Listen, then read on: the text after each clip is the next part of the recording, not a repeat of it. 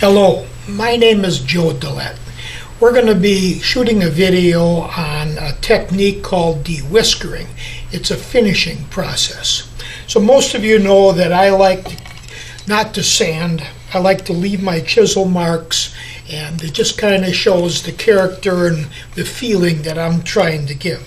But in some cases, I do sand. So this dewhiskering technique is I use it for an object like this that I want the grain to just swirl in the inside outside. So I remove all the chisel marks, and it's done by sanding and scraping. And I have some scrapers that I made out of putty knives, and these scrapers get down even into these small areas here. You're able to scrape and clean that bottom up and clean out your tool marks. When you sharpen a scraper, you can first of all grind it in any shape you want. For flat surfaces, like a little bit of a curve on it, so I can get right at the point that I'm trying to get to. And when you sharpen them, you use a grinder and you go perpendicular on the end, and you leave a little burr hanging over. And it's that burr that's going to do the cutting.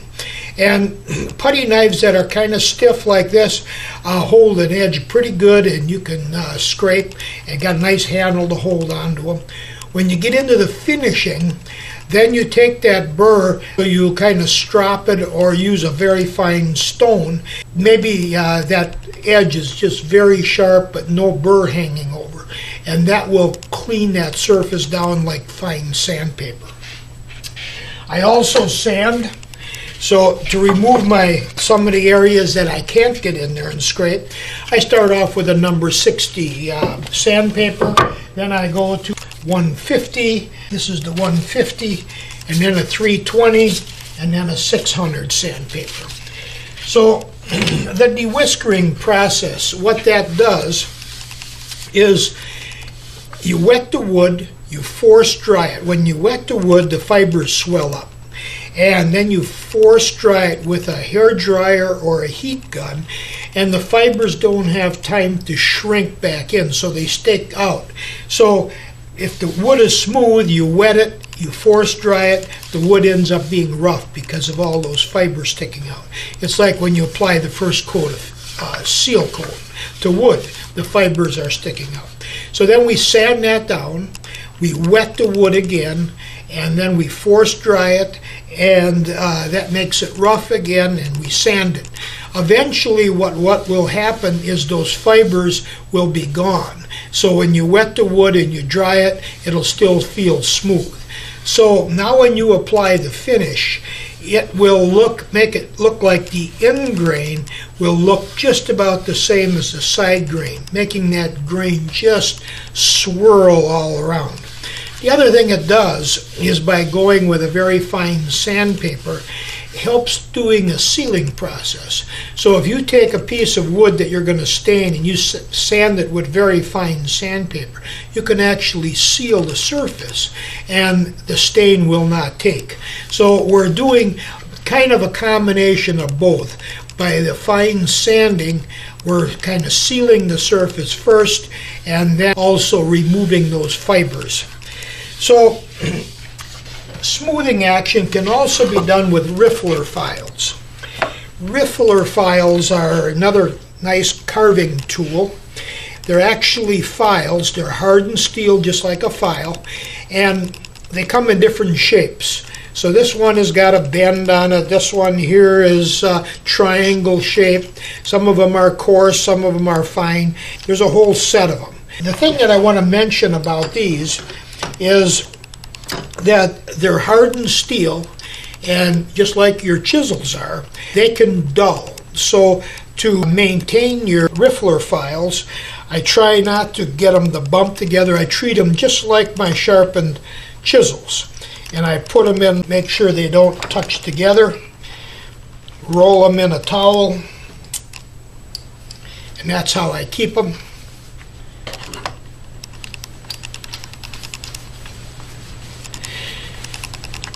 So riffler files are pretty handy. For this operation, we've got water, I've got a sponge, We're going to be wetting the jewelry box. I already did the lid, so we're just going to do the bottom of the jewelry box.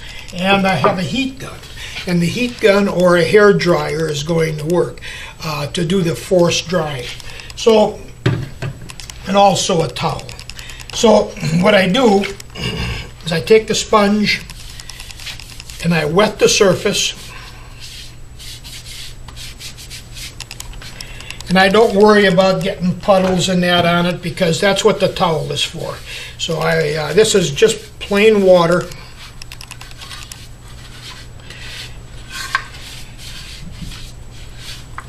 Now you do this after you have removed all the tool marks. This is kind of the final finishing before you apply the finish. This is your final sanding. So I'm just making sure I've got enough water to soak up those fibers, make the fibers swell up. I really like what I see with the grain just swirling around in there. Very free form, very freestyle. Then I just dump the excess out. So it's absorbing the water pretty good. The fibers are swelling up. I just take the towel and dry it, get the excess off. Then I will take the heat gun and make sure it's completely dry before I sand it. Be careful with the heat gun because you can burn the wood if you get it too close. So I just kind of move it all around. And it's going to take longer on the end grain because the water is soaked more into the end grain. We do this operation about 3 times with most woods. It works very well with mahogany. This is butternut. Works very well with butternut. Just anything you want to really highlight the grain. I can see now how nice this end grain is going to just look swirling right around. Now you keep drying it until the whole thing turns kind of white and it feels dry to the touch. So it's all dried off and I'm using the 320 grit sandpaper now to smooth off those little fibers that were raised out of there. Then I will use 600 grit emery. Then when it all feels real smooth, then I'll wet it again and force dry it. And about the 3rd time that we do it, we will start noticing that the fibers are not raising anymore. Okay, now we're wetting it again.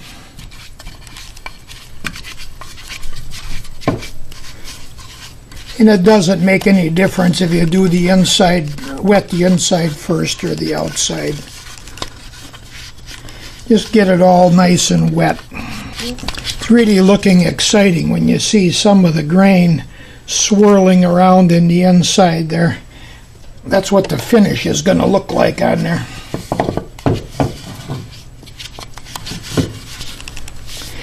You just start seeing that nice grain all wrapped all around it. See how the side grain dries first? The end grain has soaked it up more. There, that's the 3rd time that we've wet this and dried it off. It feels pretty smooth. I think all we need to do is just take the 600 grit emery and just buff it down before we put the finish on. Now I'm going to finish these parts before I put the hinge on.